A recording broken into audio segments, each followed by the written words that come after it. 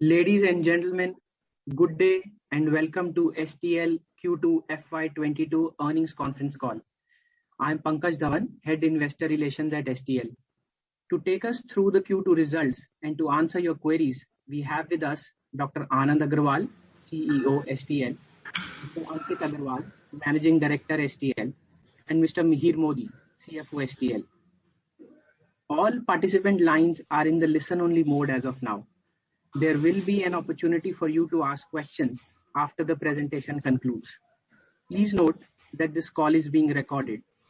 You can download a copy of the presentation from our website at www.stl.tech. Before we proceed with the call, I would like to add that some elements of today's presentation may be forward-looking in nature and must be viewed in relation to the risk pertaining to the business. The safe harbor clause indicated in the presentation also applies to this conference call. For opening remarks, I now hand over the call to Dr. Anand Agarwal. Over to you, sir. Yeah, thank you, Pankaj. Good day, everyone, and thank you for joining us for our Q2 earnings conference call. Like what we do normally, we'll start off with giving a perspective on the industry. We'll talk about our strategy, and then I'll hand over to Ankit for discussing about the strategy execution, the performance for the quarter. So at a very macro level, we're seeing that the overall digital infrastructure industry is really well poised for rapid and sustained growth. We are clearly seeing four macro themes playing out. At one end, we are seeing that network creators, including large governments, are investing heavily in creating digital infrastructure. On the technology front, we are seeing 5G, fiber to the X, as well as open RAN technologies growing at an extremely rapid pace. We are seeing at the same time, we are seeing the demand for the optical networking is growing on the back of very strong multiple growth drivers. And what we've seen in India, the recent moves by the government and the reforms that recently announced are really reviving the spending and the capex within the country. And we'll talk about each of these trends that we are seeing in the following slides. Network creators and governments are largely investing in digital infrastructure. What we are seeing is globally, whether we see Europe, whether we see US, India, the data center markets, the investment is growing multifold. On the government side, at the same time, we are seeing again investments happening, whether it is the BharatNet project in India, whether it's the German projects that we are seeing in Germany, in UK. We are seeing the investments continue unabated, and it's across segments. It's across the network creators, it's across the governments as well. And interestingly, what we're seeing in US, there have been a multitude of subsidies and programs that have been announced, both federal and state funds, and that is seeing funding, a substantial jump in capex that's coming over the next significant years, next few years. And that this just provides a perspective of the kind of depth, this provides a perspective of the kind of investments that we are seeing in digital infrastructure. And this is happening really at a global level. Other than the quantum of investments, we are seeing a good degree of technological shifts also happening. 5G is clearly growing, continue to grow at a really fast click. There are more than almost 2 billion connections by 2023. At the same time, the entire 5G deployment is backed on the backhaul of every small cells with the optical technology. Fiber to the X, whether it is homes, whether it is enterprises, data centers, or small cells, is growing at a rapid click across the world. And the wireless shift moving towards open RAN technologies is continuing. The growth is continuing unabated. So what we've been discussing and talking for the last several quarters about that this cycle of infrastructure creation, digital infrastructure creation, is a sustained cycle for the next 7 to 10 years. And this is clearly getting showcased in terms of the demand for optical fiber, as optical, which is clearly the backbone for all these networks. We are seeing the service providers globally are aggressively investing in fiber for their networks. The demand as per CRU from about 490 million supposed to go to almost 610 million kilometers, almost a 20% jump in the next couple of years.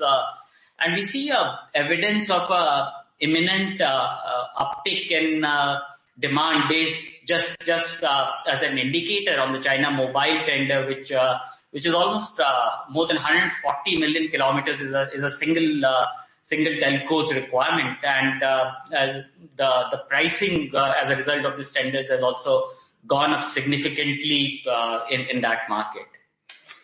A similar thing that we're seeing on the policy reforms in India, the initiatives by the government in terms of the moratorium on AGR payment, in terms of 100% FDI approval, in terms of the PLI scheme for domestic manufacturing, it's all moving in the right directions. And we are already seeing signs of that in terms of capex coming in from the providers in the country, whether it's Airtel, Jio, and to an extent also indications coming from Vodafone Idea. Looking at these, all of these four themes that we talked about, we can confidently reiterate that we are in a multi-year network build cycles across the globe. The three investment cycles of 5G, FTTX, as well as continued investments by the various infra providers are coinciding, and these are expected to continue for the next 7 to 10 years. So in light of these industry developments, we just thought to recap the overall STL strategy. As you would recall, our clear business model entails a portfolio of three core solutions, which is the optical solutions, which is the wireless solutions, and the software solutions, integrated with our own end-to-end system integration services. And this is for us the entire integrated go-to-market model. Over the last 5 years, across all these portfolio pieces, we have made strategic investments in a very designed manner in terms of adding capabilities, in terms of adding global footprint, and in terms of adding scale. So, for instance, in the optical business, we increased the scale on the fiber side from 20 to 50 million. Cable side from 12 to 42 million. In terms of global footprint, we acquired an entity in Europe called Metallurgica, as well as in terms of portfolio augmentation, we added up optical interconnect in Optotech. And a similar, very deliberate focus was there across each of the four areas in terms of investing in capabilities, in terms of investing in physical assets, as well as investments in the people assets. And that has very well played out for us as a company. These strategic investments that we did have led to an increase in overall total addressable market by almost 5 times, from about $8 billion that we had in 2016 to almost $40 billion market, which is broken in optical connectivity is a significant part of this market opportunities of almost 18 billion US, system integration about 14 billion, and about 8 billion split between wireless and the network software. And the wireless piece, the piece that we're talking currently, is about the Open RAN piece only. So Our focus is on gaining market share, continuing to gain market share in this total addressable market. And we shall, as we have communicated earlier, we shall gain market share in through our three focused levers of growth. First is towards growing the optical business. Second part, globalizing the system integration business and consolidating the market leadership position that we have in India. And the third part is building a strong wireless solutions business. And we will now move forward towards strategy execution, and I'll request Ankit to take this on, as I had informed all of you that I shall be transitioning from STL on the 2nd of December. And I really want to thank all of our shareholders, research analysts, colleagues in the investment community for the continued support throughout the evolution and the transformation phases of STL. The company is extremely well positioned for the next phase of growth with a very focused strategy and a great leadership team. We had identified Ankit as an overall part of the succession planning exercise that we do in the company, and I'm very happy to introduce and welcome Ankit as Managing Director of STL. Ankit clearly embodies the spirit of innovation and brings an exceptional leadership track record. He has strong international exposure and a unique ability to forge long-standing relationship with our customers, partners, and our employees. He has successfully led the optical networking business for more than 10 years, and I'm extremely confident that he's the right leader for STL for the next phase of growth. With this, I hand over to Ankit to take you to the next part of our presentation. Thank you, Dr. Anand. I want to thank you for your exemplary service. Taking the mantle from you is truly a privilege and honor for me.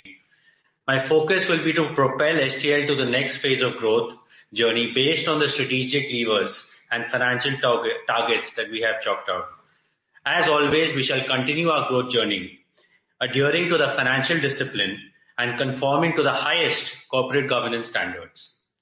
I'm also looking forward to working closely with all our shareholders and stakeholders in the investment community. As Anand touched on, in terms of growing our optical business, we continue to see our momentum on our Opticon solution. In the optical business, we are witnessing a favorable momentum of a sustained market expansion since December 2020. Furthermore, the market is shifting towards high-value integrated solution approach, essentially of the optical fiber cable and the optical interconnect solutions. On the OFC side, if you look at the CRU FOCI index on the top left, you will see that this is a measure of our global demand and price growth estimates, and it has grown significantly over the last 10 months. This is in line also with how we have taken our capacity utilization and continue to improve that on a quarter-on-quarter basis. Optical interconnect is a technology-oriented business which is on the growth path on the back of increased network connections. At STL, we recorded double-digit revenue growth in this quarter in this business. STL is well positioned to offer end-to-end optical solutions through the Opticon offering that we have. If you look at our journey over the last 2 years, our optical fiber cable market has, for the global market excluding China, has grown more than double in the last 5 years and has now reached almost 10%. Particularly in the European market, we have grown our market share in a focused and designated manner from a meager 3% in FY16 to almost 26% as of now. This has been a dominant part of our strategy framework over the last 5 years, and we intend to follow a similar playbook for optical interconnect products in Europe, as well as take the same playbook to other markets globally. We are strongly positioned to increase our global market share in the coming years. Optical interconnect is a technology-oriented business with a strong opportunity for solution sell. The market is expected to grow from about $7.5 billion to close to $10 billion by 2025. Optical interconnect business is one of the same scale as the optical fiber business globally and is in fact more technology intensive as fiber is reaching closer to the consumers. It is a large growing segment adjacent to the core strength of STL. having the same customers and the same capex area. Optical interconnect is a customized and engineered solution for fiber management and termination, as shown in the infographic. Some of the key products for FTTX and data center segment are shown here. STL key differentiation in the OI products are ease of installation, low optical loss, reduced cooling requirements, and also lower carbon footprint.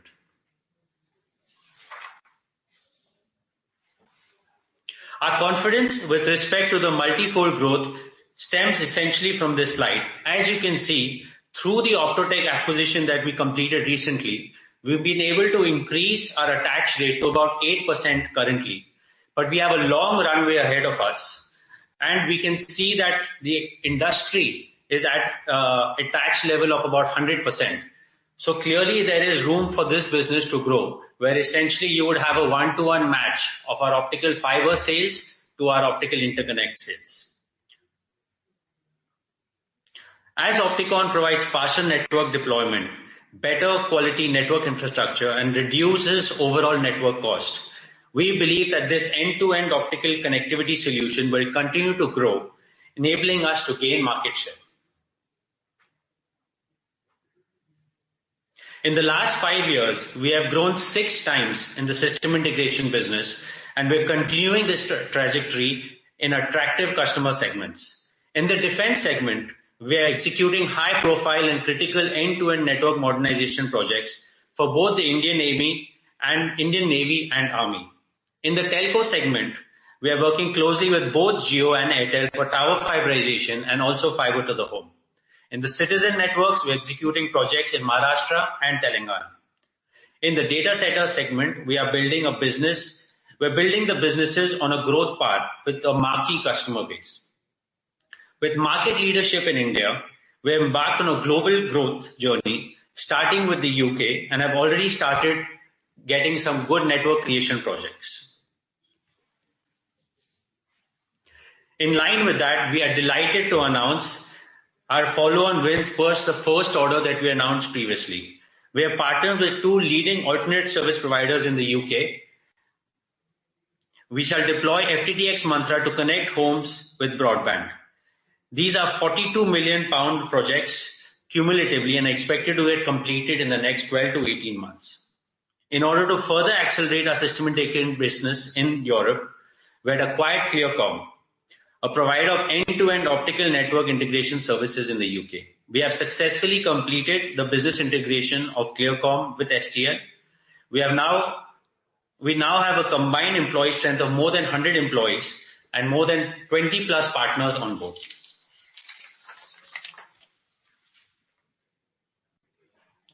This traction achieved in the UK underscores our globalization strategy. In terms of execution, our speed has increased in this quarter. Our project completion status, as you can see, is as follows. Project Varun is at 99% completion. Among BharatNet projects, Mahanet almost 100%, close to 99% again. T-Fiber is at 34% completion, including all packages. Fiber rollout for a large Indian operator is 62% complete. Fiber to the home rollout in the UK, the first project is 2% complete. And project 2 and 3 that I just brought up are at the starting stage. In the data center connectivity projects in this quarter, we have completed 44 projects and are currently working on 21 further projects. In the wireless business, our product development is on track. On the back of efforts by engineers, we have 54 patents on our name as of now. We continue to invest in R&D. We have invested close to 3.5% of revenue in R&D in quarter 2, and 70% of it has gone in developing wireless solutions. In terms of customer engagements on the wireless side, we have almost 11 early stage engagements and 14 participation stage engagements as of now. As Anand mentioned earlier, we have a focused strategy in place, which coupled with our experienced leadership execution of the strategy provides a win-win combination. We have Paul Atkinson, a veteran from Prismian Group leading optical business. We have Mr. Praveen Cherian, who has joined us as the CEO of the system integration business.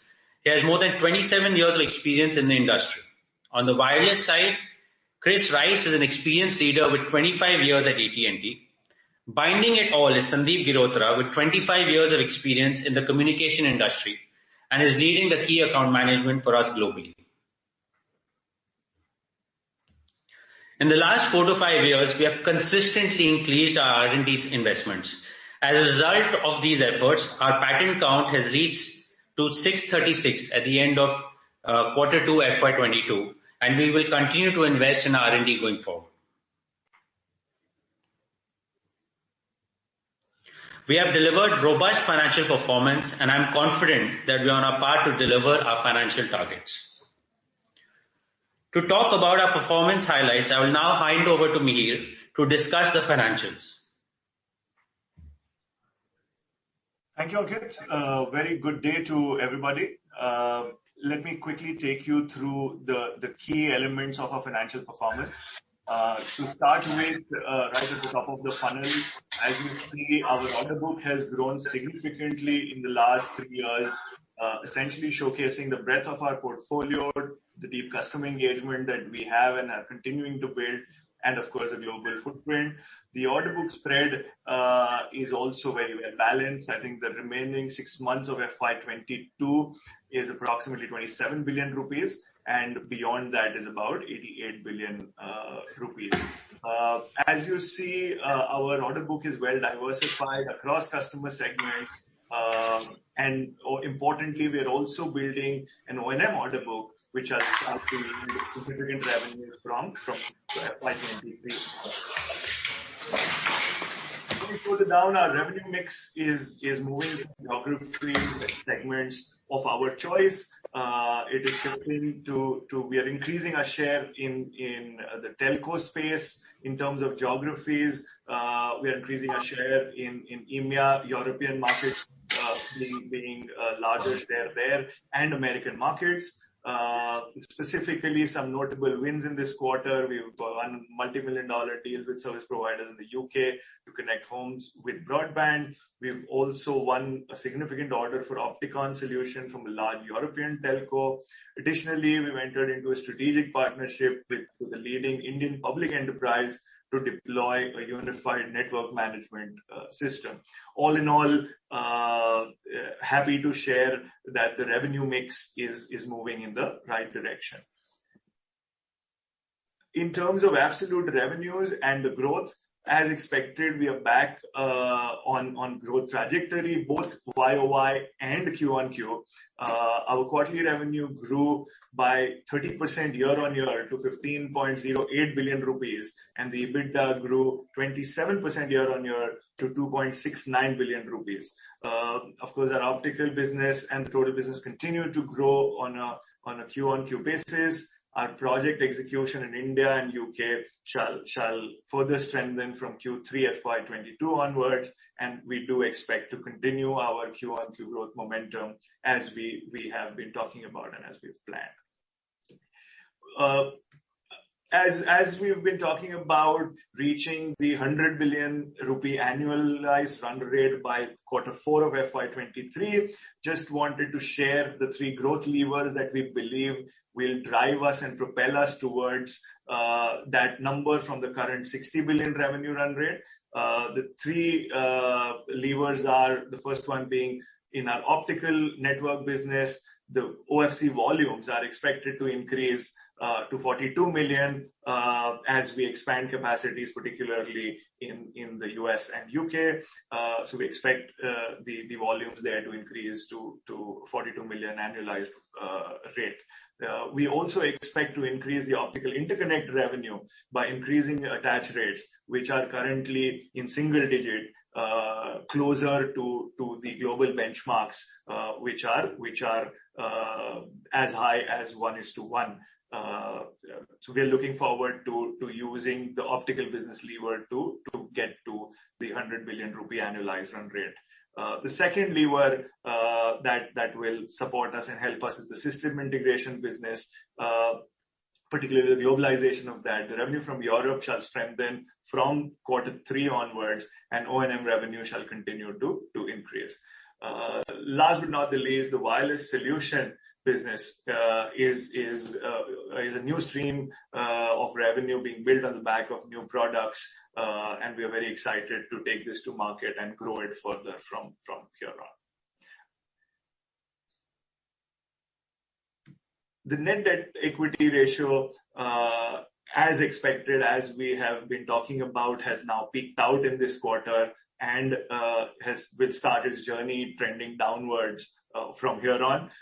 We already generated a positive operating cash flow of 0.71 billion rupees in the first 6 months of the year. Our cash outflow in organic and inorganic investments at close to 4 billion rupees in the first half is our investment, which increased our net debt a little bit.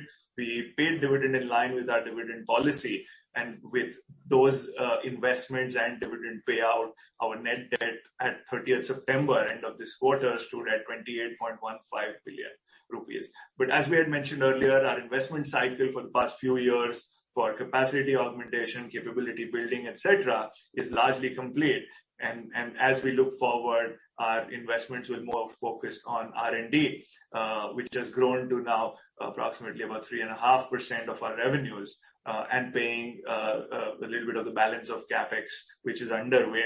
But overall, the larger capital investments are behind us, and we expect the debt to start moving downwards from now on. If I just share a snapshot of how the last 3 years have been and what we expect from FY22 onwards, from a capital allocation standpoint, you would see that we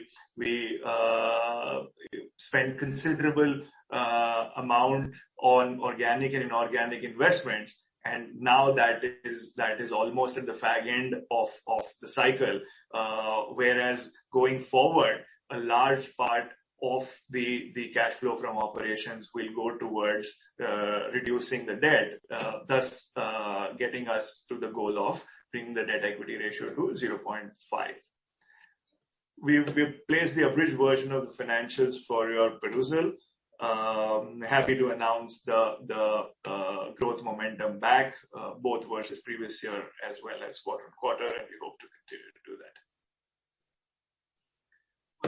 In summary, we are committed to delivering our financial targets, revenue run rate of 100 billion rupees per annum by the end of FY23, a net debt equity ratio of less than 0.5, again by the end of FY23, and get our ROCE higher than 20%. I think along with being financially strong, STL's endeavor is to be a responsible leader in ensuring a connected and inclusive world.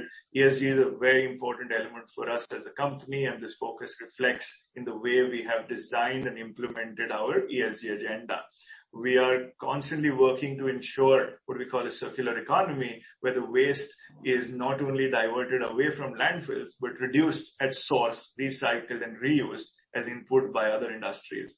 And to make this possible, we set ambitious ESG goals for ourselves. We're fully committed to achieving these targets on the ESG side. In summary, I'd like to say that our strategy to increase the market share in now what is a $40 billion TAM on the back of the 3 growth levers that we discussed is showing results. In the optical networking business, the global OFC market, the cables market share is increasing, and optical interconnect attach rate is also on the rise. The system integration business has taken its step outside India into the UK. We have integrated Clearcom, secured new orders in the UK, and now we are ramping up the execution there. The wireless solutions business, we continue to invest in R&D, develop new products, and take it to customers. Net plan to reach the 100 billion revenue run rate by the fourth quarter, net debt equity of less than 0.5, and ROCE of 20% plus.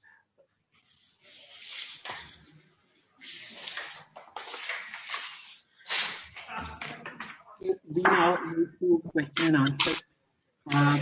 If you wish to ask a question, you can raise your hand or send us the question through the chat. by one. Take the first question. Mukul, Mukul, you can ask your question now. Thank you. Anand, first of all, we are really going to miss you. It has been a great experience working with you and learning from you. Best of luck for your future endeavors. Ankit, many congratulations on the new responsibility. We are looking forward to our continued interactions over the next many years. Thank you, Mukul. So to start the question on a quick view on how you see OF pricing going forward, especially after the surprise which just happened at the China mobile tender, and you would also have started seeing some benefit because of increasing penetration in the US market where pricing has remained elevated. So yeah, absolutely. So I think definitely it was an important development. China Mobile, close to 140 million fiber kilometers that we shared earlier. I think that's certainly overall a positive for the entire market and industry in terms of both the absolute volume as well as the pricing. It's also an important measure of possibly that the other telecom operators in China could also look at larger volumes than they've taken previous years. So I think that's positive. We also see that the large players in China possibly would then also be looking to supply into these large requirements that have come up. In terms of the pricing, I think currently at least we continue to see that they are stable and inching up a little bit.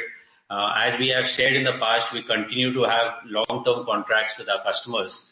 And we will continue our discussions with them. Certainly in newer contracts that we see, as we sell more and more as cable and interconnect, it will be important to see how we place our pricing for those newer contracts.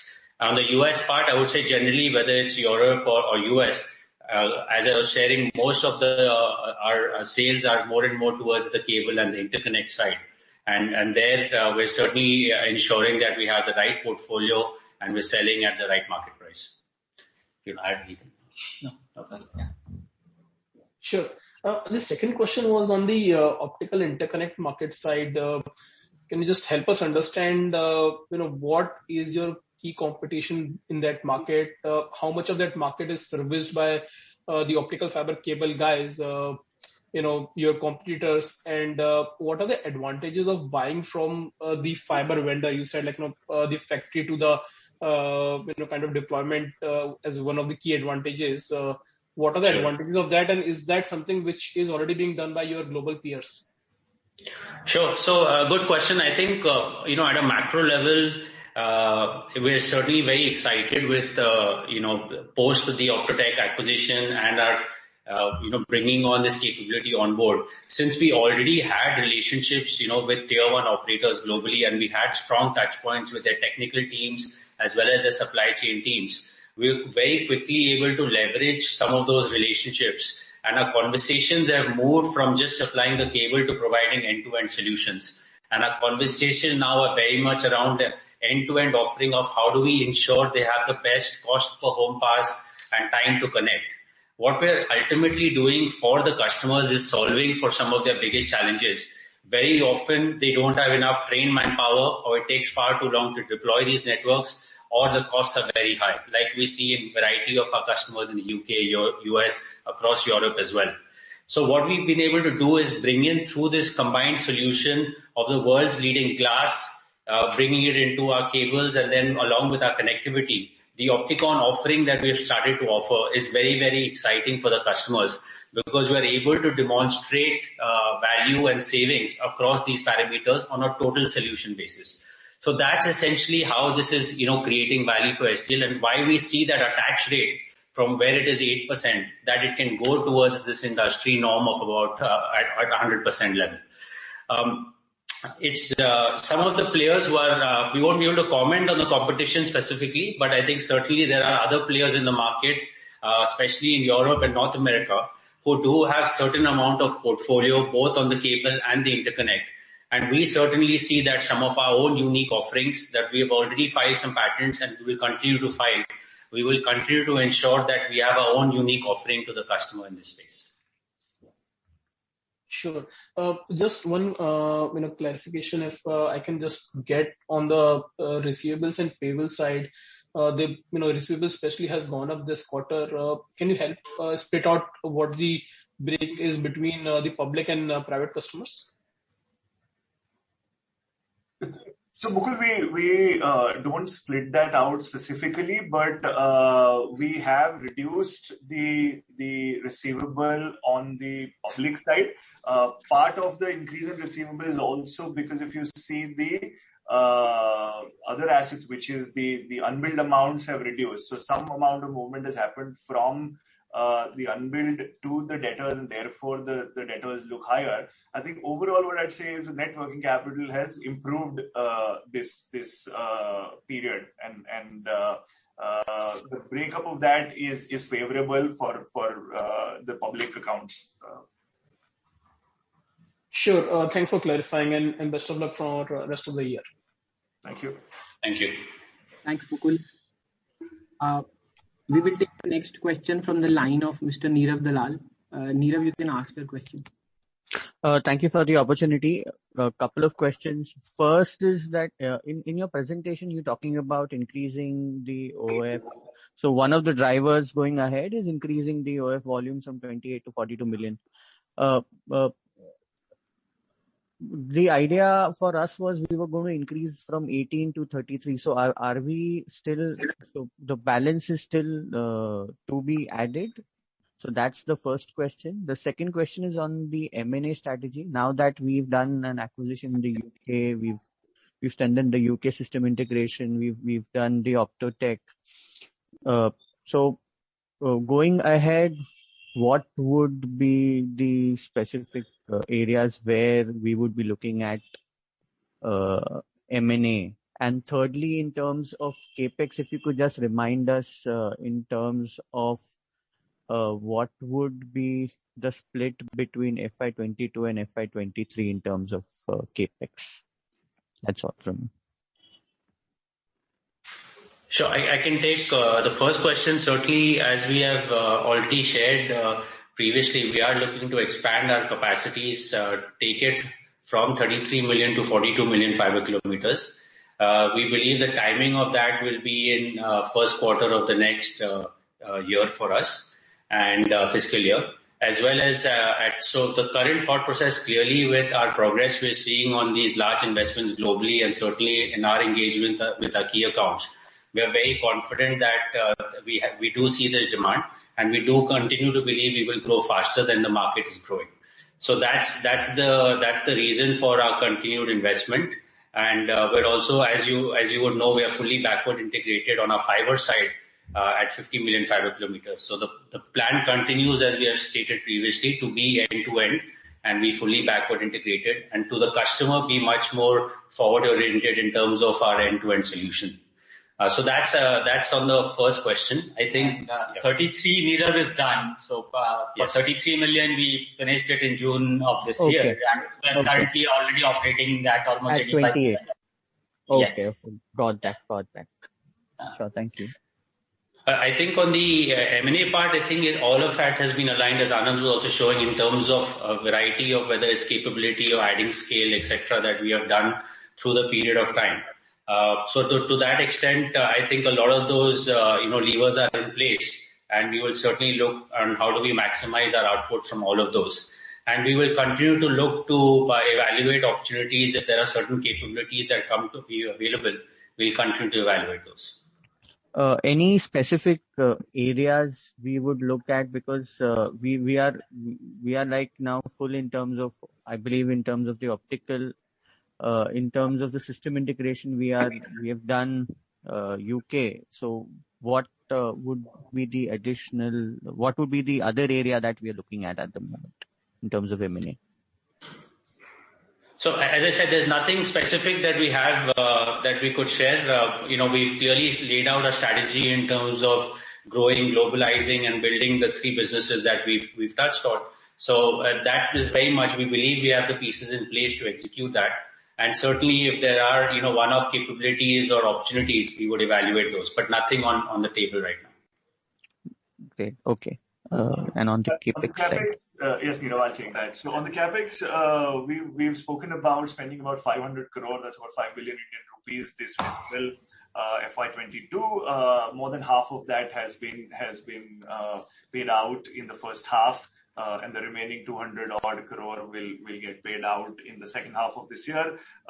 Next year, we will be in the range of 200 to 250, around that range of capex, which will be more in the nature of sustainable or smallish. Got that. Thank you. Thank you. Thanks, Nirav. We'll take the next question from the line of Mr. Harshit Patel. Harshit, you can ask your question now. Thank you. Thank you very much for the opportunity. So first, just a couple of bookkeeping questions. So could you highlight what was the manufacturing capacity utilization for us on both the OF and OFC fronts in the last quarter? Yeah, so overall, the utilization was about 70% on the optical fiber side, and as we just shared, close to 85% on the cable side. So overall fiber capacity at 50 million and the cable capacity at 33 million. Sure. And then, Mihir sir, when you highlighted this almost 7.5 to 8 billion rupees of capex over the next 2 years, FY22 and 23, so does that number also includes the capex payables? I mean, at the end of FY21, if I look at the annual report, we had almost 450 crore of capex payables left. So which were part of our other financial liabilities. So does that number include those 450 crores as well? So this is the cash outflow. So it does. I'm not sure the total 450 related to specific capex or not, but I think to answer your question, it's a cash outflow. So yes, it includes the pay. Sure. Yeah. Did you hear that? I guess I got. I think you just got disconnected for a moment. Yeah. So I'll repeat the last sentence. What we are talking about as the 750 to 800 crore over the next 18 months includes payables. So there is no additional. It's a cash flow number that we're talking about. Sure, understood. And just the last bit, in a traditional way, where you used to share the breakup between products and services in the traditional way. So what would that breakup be for the second quarter? And that would be my last question. About 2/3 is products and 1/3 is services this quarter. There tends to be lumpiness sometimes in depending on how the projects are tracking, etc. So this quarter is more like 2/3, less than 2/3, 60-40 to 2/3 for products. Sure, understood. Thank you very much for taking my question. Thank you. Thanks, Harshit. We'll take now one question from the chat which has come from Mr. Venugopal. The question is, what type of OF global capacity is built by our peers in last 2 to 3 years ex-China? Can you please throw your views on this? What type of OF capacity? Yeah, sure. So, I think certainly, a lot of our, historically, if we step back a little bit, we had a phase where some of our, large players, 3 or 4 large players had been adding capacity in China. In addition to that, we have seen that in the more recent couple of years, again, because of seeing this sustained 7 to 10 year network build out, we are seeing some of our, peers in Europe in particular adding certain capacity. There have been some announcements, and then more recently also in North America, a couple of our peers have announced investments anywhere between $50 to $100 million of investments, specifically adding either fiber capacity or cable capacity. So that's what we are currently observing. We continue to believe that both the demand will continue to grow, and as we also believe clearly, whether it's the government sector or private equity or other sources, there will be sufficient and more capital deployed to ensure this the deployment is there for 5G and FTTH, etc. Thank you. The next question we'll again take from chat from Mr. Sanjay Gupta. Could you please provide update on status of our PLI application and how we are going to get benefited from it? So we have the PLI application that we had done has been approved. We've done it in the name of STL Networks, which is a subsidiary company within the group. We are looking essentially at using that entity for our wireless and telecom equipment hardware business as it pans out. So the benefit would accrue in terms of the percentage of production linked incentive that comes through. So the exact quantum is not available right now, but the application has been approved and we are a PLI approved manufacturer. Thanks, Anand. We'll take the next question from the line of Mr. Vikrant Gupta. Vikrant, you can ask your question now. Hi, am I audible? Yes, please go ahead. Yes. Yeah, just a couple of questions. Firstly, if you could just provide an update on the execution of the telco project, the large telco project that we had. And secondly, given that a couple of our large projects, the defense one, the Navy one, and the Mahanet project, are nearing completion, how do we propose to sort of backfill these or replenish our order book? What sort of pipeline do we have in these segments? Thank you. Sure. So, firstly, I think on the private sector, we continue to see a pretty strong demand of fiber network build out. As we said, both fiber to the home, there have been large projects and investment decisions already announced by the telecom operators. In addition, as we're clearly seeing the government take strong policies towards both improving the health of the sector as well as taking 5G on a strong footing, we continue to believe a pretty large fiber network would need to get rolled out, both in advance and then during this 5G network build out. So we clearly see even in India itself a pretty large and strong demand for that. Within that, we believe we will continue to get a strong share. And we will be able to provide some of our leading solutions to make sure that we capture this share profitably. In terms of the other projects, I think we're continuing to evaluate a wide variety of projects across the defense as well as the citizen networks. As you would be aware, the citizen network, specifically BharatNet, there's already been an announcement by the government tune of around 20,000 crores, which will be available in a PPP format. So we're closely evaluating that as certain amount of projects will come up at some period of time. In addition, we talked about globalizing this business, and certainly that continues to be very important. We've, as we just shared, close to about 42 million pounds of opportunity have been secured in a fairly short period of time with that business, and we continue to believe that more opportunities will be made available with that business. Okay, just one follow-up. So do we now see the skew of the services or the system integration side more towards Europe and North America rather than India incrementally?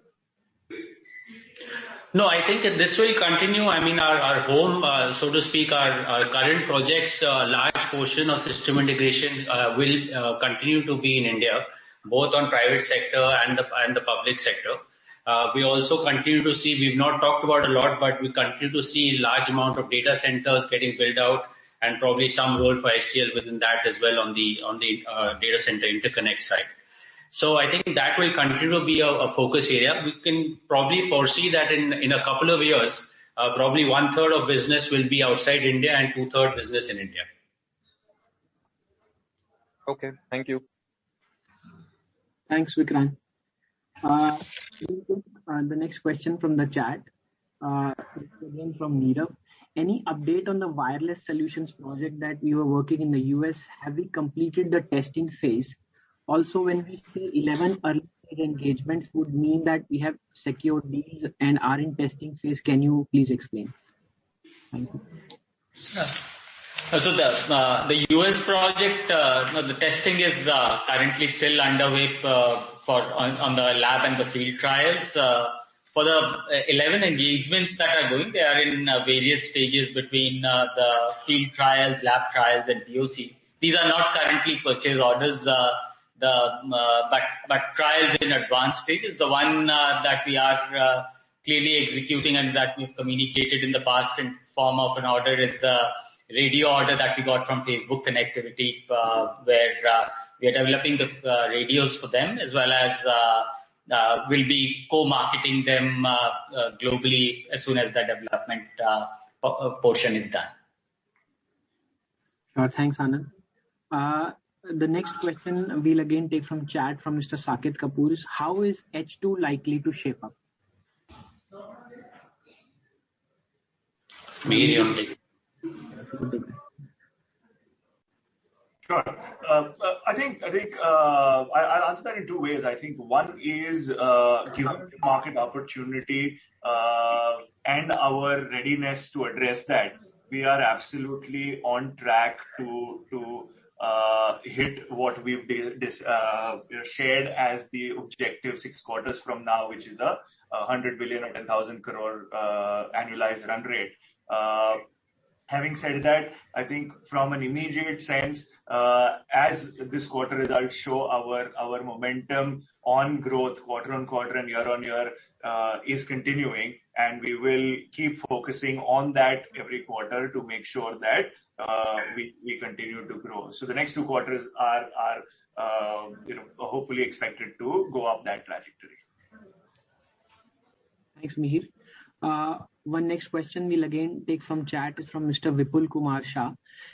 He's asking, when you reach 100 billion rupees turnover at the end of FY23, what will be the split between fiber, cable, optical interconnect solution and services?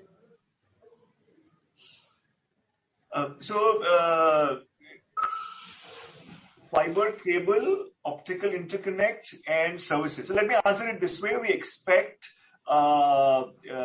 the chunk of optical networking business, which is the fiber, cable, and the optical interconnect put together, to be 55-ish%.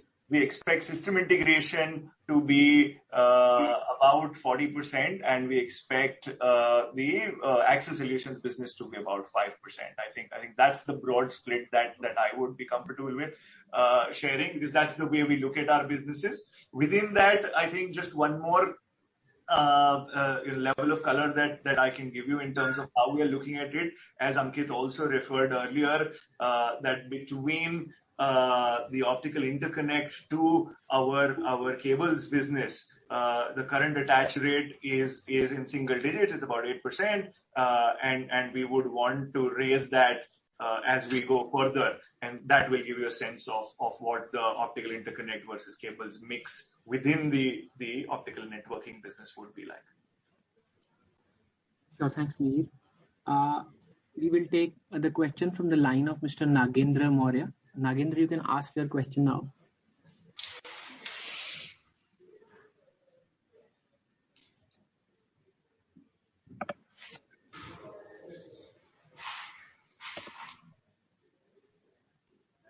Yeah, so I think Nagendra is not on the line. So we'll take a couple of more questions from chat as it comes. Hello. Yeah, please, Nagendra, go ahead. Yeah, thank you for taking my question. I have just 1 or 2 questions, basically regarding the debt position. As Mihir sir said, this quarter the debt has been peaked out, and from the current level it will be going down. So how much by the end of year we are looking to decrease this debt? This is one question. And secondly, on the question you have shared that you have currently not any M&A deal on the table. So is the current capacities are sufficient to increase our current quarterly run rate of 60 billion annual run rate to 100 billion run rate? Are we looking for any new product development launching for the next couple of quarters? What are your view on this? Sure, Nagendra. So let me take the debt-related question. completely agree that as per the plan and as we had communicated in the past, we believe that the net debt has peaked out for us and it will start its journey downwards now.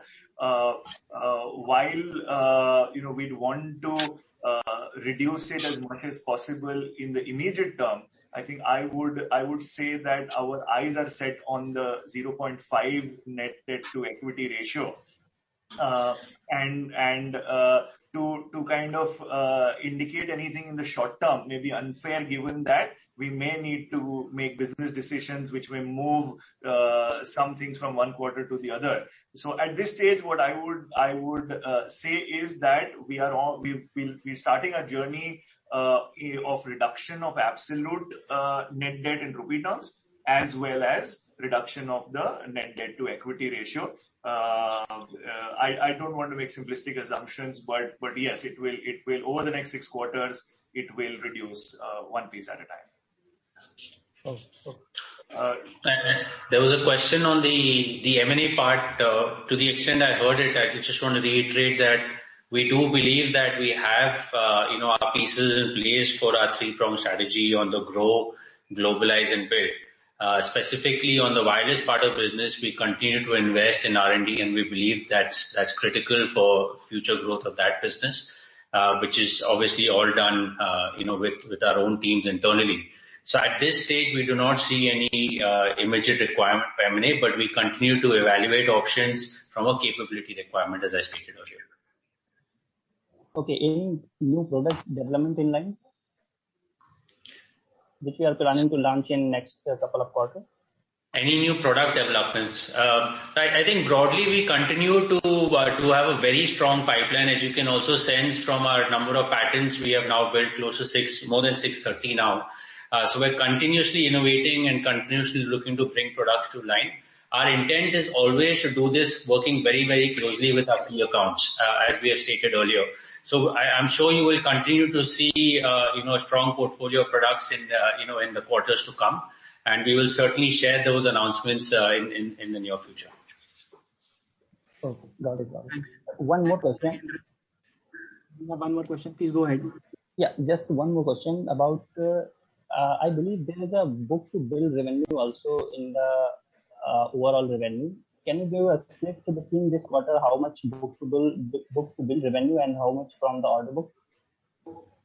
So typically, Nagendra, the book-to-bill in different businesses would differ, but I would say 20% 20-25% is a good assumption every quarter.